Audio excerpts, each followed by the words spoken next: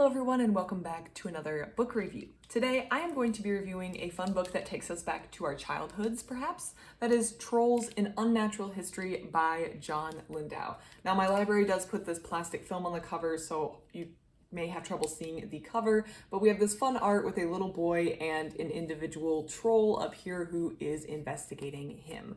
This book is a little under 200 pages, but provides a, let's call, light academic look at trolls and how they have been perceived throughout history and their role in Scandinavian, Nordic literature and mythology and folklore.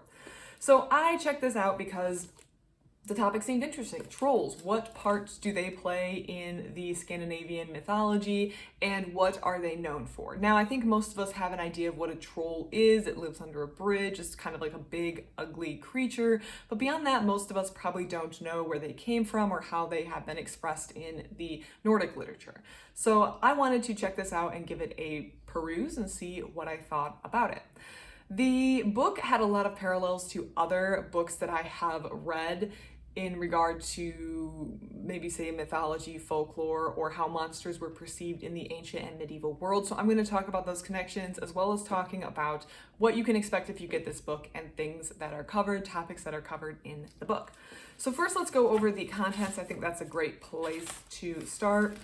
So the contents, just running through the page here. The first is the earliest trolls, and this section just goes all the way back in the literature as far as we can go to discuss the first trolls mentioned, the first trolls that are discussed. Something I found interesting from this chapter is that the first trolls were female. Female was the kind of first default for trolls, which maybe we can make a lot of connections between maybe female being other or female being different in the earliest or early medieval or ancient mind, but the author didn't choose to go there or explore that very far, but the earliest trolls did have a slight initial female connection before, again, opening up and having some gender equality and having trolls be both male and female. They talk about a lot of the, let's call them primary sources or the first entrances in different sagas, particularly in the Nordic literature that reference trolls and the specific sources that they used. They then go into, they being the author, into medieval trolls, so maybe a more well-documented era or an area where there's more surviving literature from, and the way trolls showed up in different stories and contexts. Folklore trolls is chapter 3. Chapter 4 is fairy tale trolls and trolls illustrated. This was a very interesting section, and I'm glad that the author didn't just focus on these first 3 chapters, but also had these next 3 chapters. Fairy Tale Trolls and Trolls Illustrated talked about the illustration of trolls, and there was a focus on maybe these first editions that were put out for children in like the 1800s, but I think it had a lot of interesting artwork included, and some of these books just talk about the way that the way that these mythological creatures or whatever the topic of the book are discussed in literature and don't really go into artistic depictions of those creatures. So I felt like that was a very nice touch to have this chapter.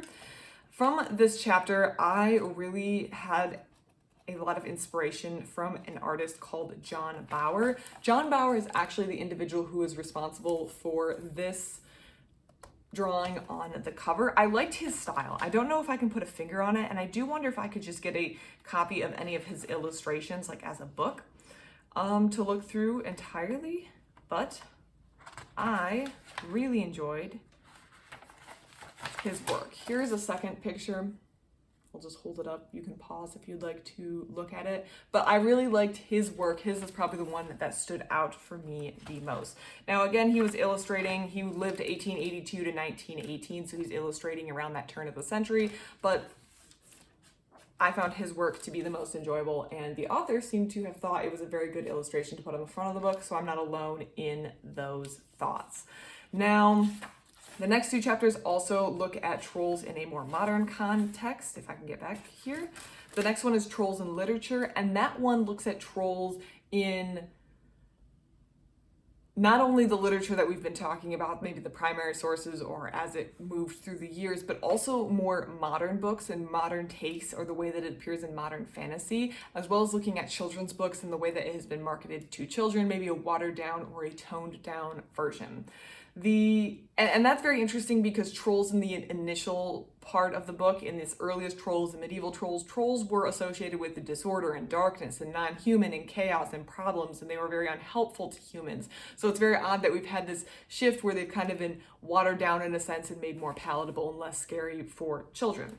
Finally, we have trolls, children, marketing, and whimsy, which kind of is a continuation of this theme, how they've become marketable to children, and we have a lot of toys and little knickknacks that have trolls, and it's kind of moved far away from that initial characterization of, again, the chaos, the darkness, the other, the problematic creatures that are part of the environment and part of the natural world. So they also do have a whole section full of further reading if you're interested in reading more. So that is the content, or what you can expect. It's honestly quite a bit crammed into 200 pages, but it's not very academic. I like very academic in the sense of too academic. I find that when I get a book on mythology or folklore like this, I want it to have a level of research, a level of academic style to it, but I think there's a level where it can go too far that I'm just not prepared to go, where the topics are so niche that it's not accessible or easily accessible to a lay person who hasn't done detailed or extensive reading. So I think this fits the bill in that you can get a good overview of how they were viewed in these ancient or older traditions and how it's carried through to the modern world without getting lost in the details and getting weighed down in all these different niches and detailed arguments about trolls in the academic sense. So this was very enjoyable as a book. I did have a fun time reading it, but I found a lot of connections to other books that I have read. And one of the biggest things that stood out to me that seems to be a repeat theme in these books, and particularly about other books about monsters that I have read, monsters in the medieval imagination, monsters in the ancient world, is this idea that there's a realm of humans and there's a realm of others. There's the realm of civilization, the safe city, where not necessarily a city, but like a village, a place where the humans are, a place where there is, particularly in medieval Europe, Christianity, where there's civilization, where there is God, where there is order, and where things work the way they're supposed to. And then there's an outside world, a world where that's where the monsters live, that's where there is otherness, that's where there are things that are not Christian, and those are where those beasts and monsters and entities live. I read a really good book called Basilisks and Beowulf that discussed monsters in the Anglo-Saxon world. Anglo-Saxon is obviously not the exact same as the Nordic regions that are being discussed in Trolls, but the book had a lot of good points about the medieval mind, or this mind of that era, having a separation, a mental separation and boundaries between the in-group, or the humans, the civilization, the Christianity, the order that was this in section that was safe, and then monsters who lived elsewhere. And that book, of course, focused again on the Anglo-Saxon world, particularly through the story of Beowulf, and the idea that some people could cross boundaries and cross these boundaries between the other and the safe civilization. But I found that idea of this humans versus other and this outside world to be repeated in Trolls. And there are two sections that I will refer to. The first is on page 15, and as you can see, this is from the earliest Trolls. So from the very beginning, maybe from this early conception, which in my opinion has some connections to this early world of the Anglo-Saxons, although I'm not sure how these time periods line up exactly. There's this idea of other. Again, page 15. We do not know what the troll woman is doing there, but the fact that she challenges Bragi, who is this poet who has come across a troll in the woods, but the fact that she challenges Bragi suggests that he has entered her domain. So again, there's this idea that there's separate domains. Bragi has his domain and he has moved into her domain. And this is an idea that I also saw in that Basilisks and Beowulf book, the review of which is on my channel under that name. Humans rule their own dwellings and the area they use and cultivate around them. The rest is mysterious and the domain of other beings. It is late at night, therefore likely to be dark, or best semi-dark, when the encounter takes place. The perceptual situation thus fits the model of empirical supernatural experience described in the introduction. But that idea that humans rule their own dwelling, the areas they use and cultivate around them, so that's human domain. The rest, so everything outside that boundary is mysterious and the domain of other. And trolls, in this case, is one of those creatures that fall in the domain of other. I really just think that Basilisks and Beowulf did a really good job of describing these two domains, which is why I keep referring to it and why I find a lot of connection between that book and a lot of these other books on folklore that I read. The other section, or the other paragraph I want to connect back to that is still in this earliest Trolls chapter, but it's on page 19 for those following along at home.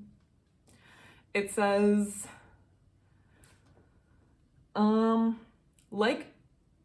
this is in connection to wolves and their place in mythology. Furthermore, wolves are wild animals and they threaten domestic beasts and occasionally even humans, like Bragi's troll woman. So there is a connection between these wolves that are being discussed and the troll woman and how these are connected. So that's why I wanted to bring this up. It's not just a discussion of wolves, although they do sometimes they inhabit the woods and other, like Bragi's troll woman, they inhabit the woods and other places far from human homes. Again, we see this separation. Humans are here and these are in the other. But you can go into their domain, but you're inherently leaving your safe space, your place of order, and moving into a place of chaos and disorder, and where there are other beings who may not be helpful to humans. They inhabit the woods and other places far from human homes, although they do sometimes invade the domestic space of humans. And I saw that connection with that Basilisks and Beowulf if you've read the Beowulf tale, there's a part of the story where a human hall is invaded by monsters, and these monsters are coming in and killing the humans. And that is a violation of those boundaries because the monsters who are supposed to be in this other realm have crossed into the realm of human domestication, human cultivation, human use, and are causing problems. And we see that again here, although they do sometimes invade the domestic space of humans.